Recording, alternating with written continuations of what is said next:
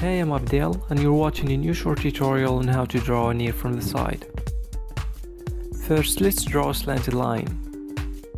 Now draw a big oval that is pointed more to the right. And now we can draw the actual ear. Start with shaping the top half of the ear with following the oval guideline.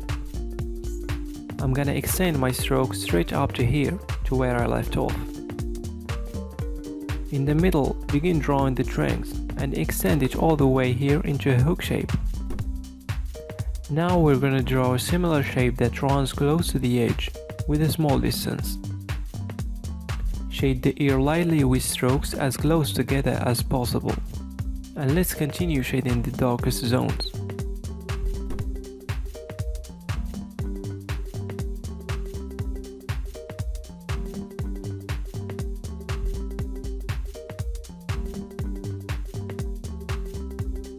Thank you for reaching the end of this short tutorial.